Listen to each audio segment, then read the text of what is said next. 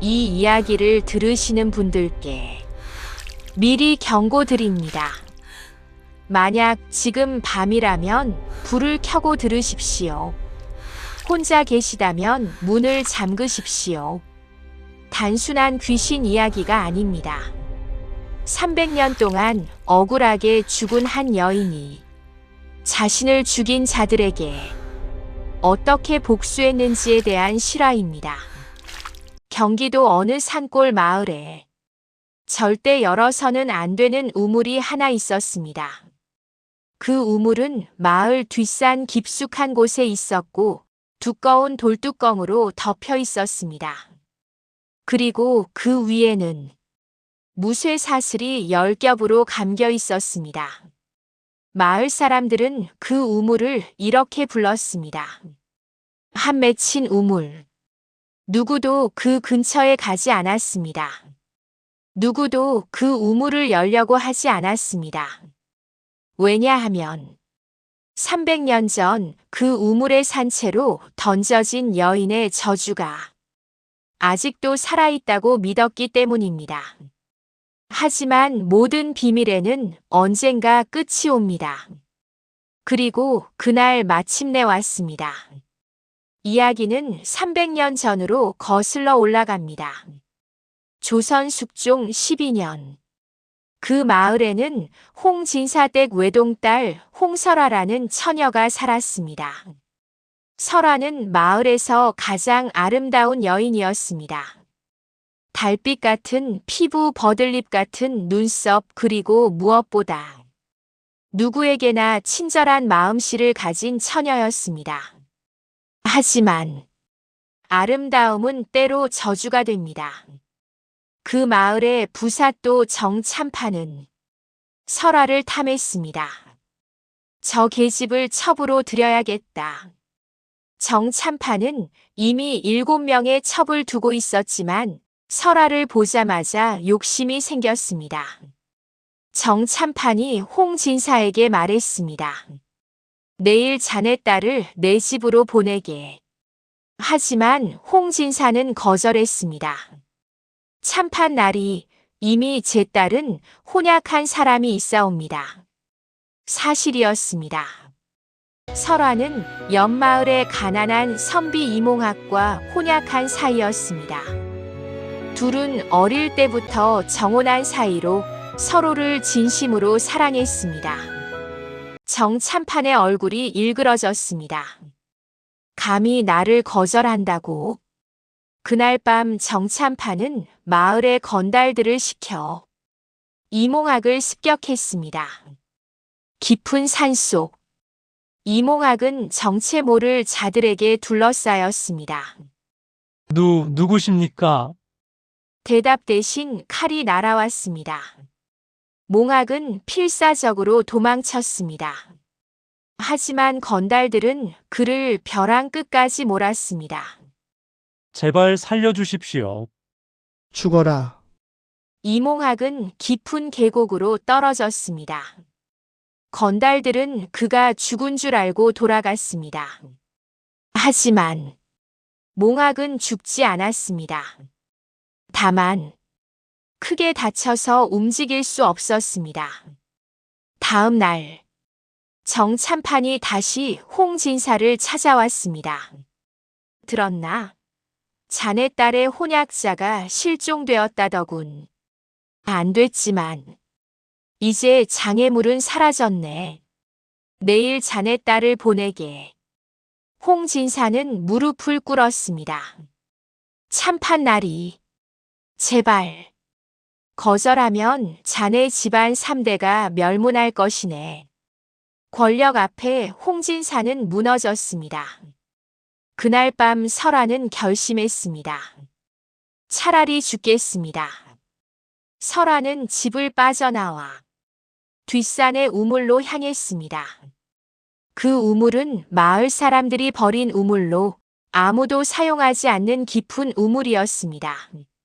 설아는 우물 앞에 섰습니다. 달빛이 우물 속을 비췄습니다.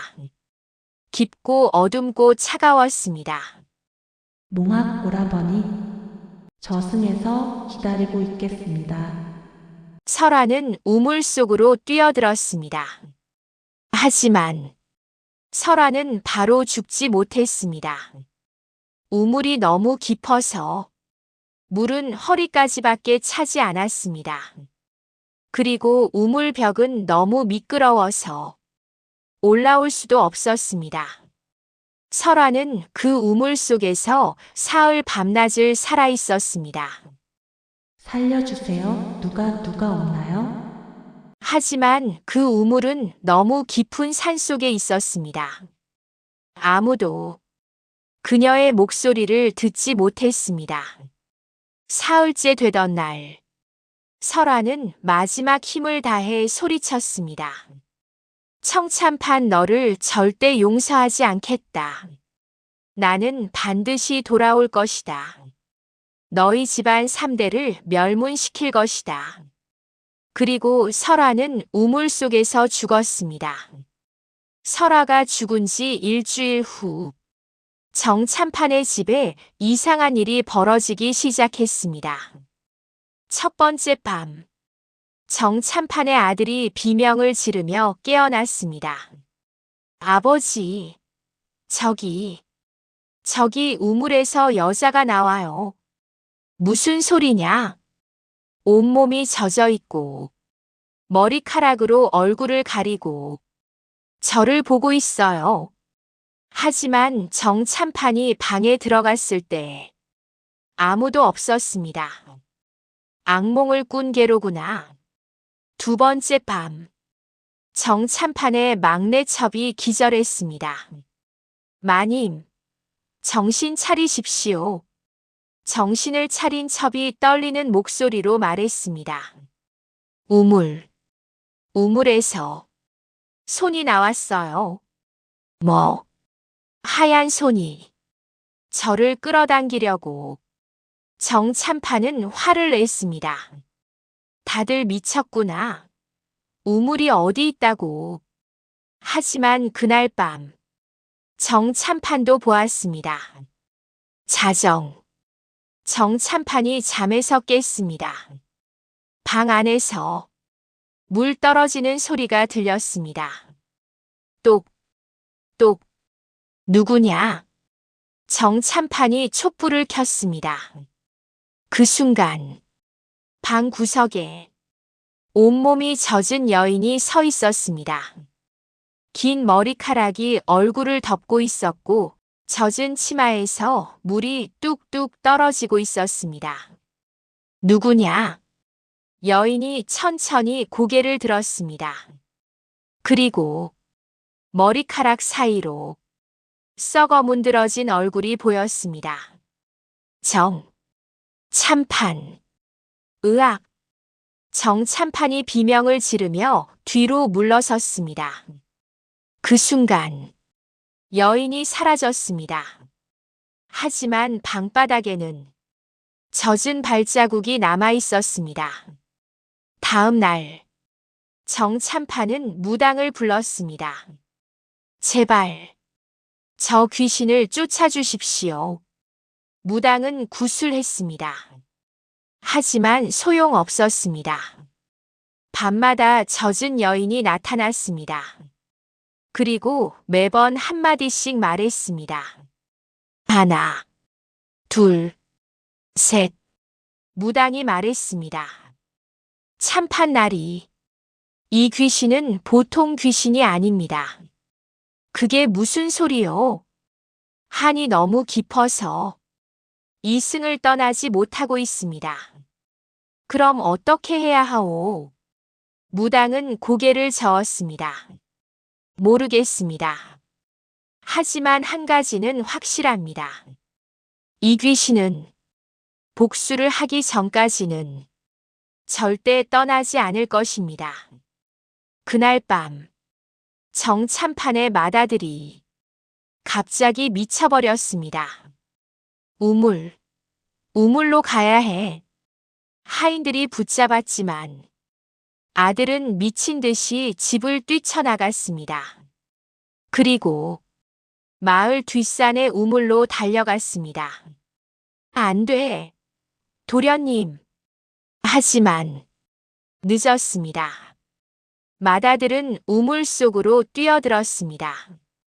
다음 날 아침, 우물에서 건진 아들의 시체는 온몸이 물에 불어터져 있었고, 입가에는 미소를 띠고 있었습니다. 마치 누군가가 그를 불러서 기꺼이 따라간 것처럼. 그 후로 정참판의 가문에는 저주가 내렸습니다. 대대로 장남은 모두 미쳐서 우물에 빠져 죽었습니다. 그리고 그때마다 우물가에서는 젖은 여인의 웃음소리가 들렸다고 합니다. 호호호호. 마을 사람들은 그 우물을 봉인했습니다. 두꺼운 돌뚜껑으로 막고 무쇠사슬로 10겹 묶었습니다. 하지만 저주는 멈추지 않았습니다. 세월이 흘러 300년이 지났습니다. 정참판의 후손들은 모두 몰락했고 마을도 거의 폐허가 되었습니다. 하지만 그 우물은 여전히 그 자리에 있었습니다. 그리고 2023년 여름, 서울에서 온 한 청년이 그 마을을 찾아왔습니다. 이름은 정우진. 그는 정참판의 12대손이었습니다. 우진은 조상의 묘를 찾아 벌초를 하러 온 것이었습니다. 와, 여기가 우리 조상님들이 살던 곳이구나. 마을은 거의 폐허였습니다. 무너진 집들, 무성한 잡초, 그리고 뒷산의 그 우물. 우진은 호기심에 우물로 다가갔습니다. 이게 뭐지? 왜 이렇게 단단히 봉인해놨지? 무쇠사슬은 300년 동안 녹슬어 있었습니다. 우진은 사슬을 만졌습니다. 바로 그 순간 쇠슬이 스르르 풀렸습니다. 이거. 우진은 돌뚜껑을 열어보고 싶어졌습니다. 조금만 봐볼까? 마을의 마지막 노인이 소리쳤습니다. 안 돼. 그 우물은 절대 열어서는 안 돼. 하지만 이미 늦었습니다. 우진의 손이 돌뚜껑을 밀었습니다. 드드득. 300년 만에 우물이 열렸습니다. 그 순간 바람이 불어나왔습니다. 한여름인데도 숨이 하얗게 나올 정도로 차가운 바람이었습니다. 우진은 우물 속을 들여다봤습니다. 깊고 어두웠습니다. 아무것도 안 보이는데 바로 그때 우물 밑바닥에서 무언가가 올라오기 시작했습니다. 처음엔 희미하게, 그러다 점점 선명하게 흰 옷을 입은 여인이 벽을 타고 기어 올라오고 있었습니다. 헉! 우진은 뒤로 물러섰습니다. 하지만 발이 굳어서 움직이지 않았습니다. 여인은 계속 올라왔습니다. 얼굴은 긴 머리카락으로 가려져 있었고 온몸에서 물이 뚝뚝 떨어졌습니다. 마침내 여인이 우물 밖으로 나왔습니다. 여인이 천천히 고개를 들었습니다. 머리카락 사이로 창백한 얼굴이 보였습니다. 하지만 놀랍게도 그 얼굴은 아름다웠습니다. 썩지 않은 300년 전 그대로의 모습이었습니다. 여인이 입을 열었습니다. 300년을 기다렸습니다. 우진은 너무 놀라서 말도 나오지 않았습니다. 당신이 마지막입니다. 저는 아무 잘못도. 당신의 조상이 저를 죽였습니다. 여인의 눈에서 검은 눈물이 흘렀습니다. 이제 복수를 완성할 때입니다. 하지만 바로 그때 또 다른 목소리가 들렸습니다. 설화야 그만. 우물 반대편에서 한 남자가 나타났습니다. 투명한 귀신이었습니다. 우진이 놀라 물었습니다. 당신은 누굽니까? 남자 귀신이 대답했습니다. 나는 이몽학이요. 네. 이몽학.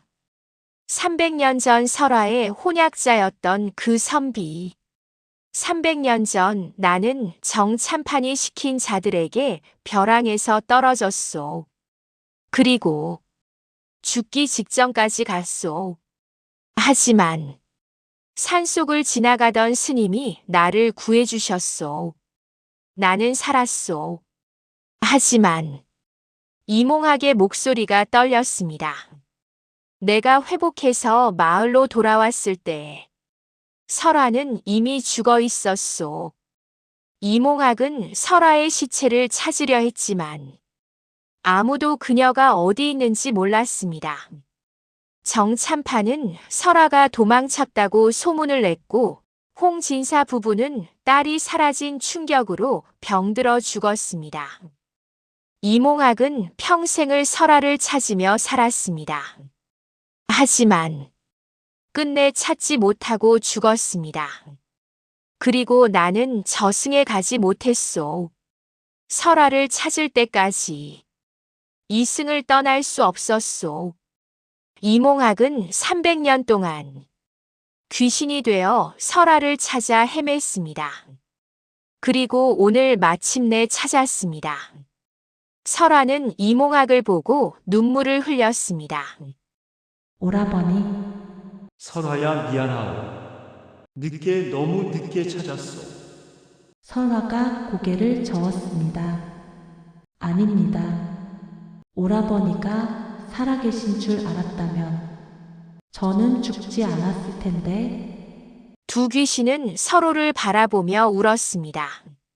300년 만의 재회였습니다. 우진이 무릎을 꿇었습니다. 죄송합니다.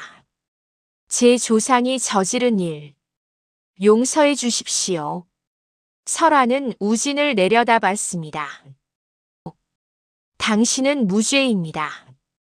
조상의 죄를 자손이 대신 갚을 필요는 없습니다. 저의 복수는 설화는 하늘을 보았습니다. 정참판의 가문을 멸문시킨 것으로 이미 끝났습니다. 이제 저는 이몽학이 손을 내밀었습니다. 이제 함께 가자. 설화야 함께 가자 설화야. 설화는 이몽학의 손을 잡았습니다. 그 순간 하늘에서 빛이 내려왔습니다. 따뜻하고 부드러운 빛이었습니다. 두 사람은 손을 꼭 잡고 그 빛 속으로 걸어갔습니다. 오라버니, 이제 저승에 갈 수 있나요? 그렇소. 이제 우리는 함께 갈 수 있소.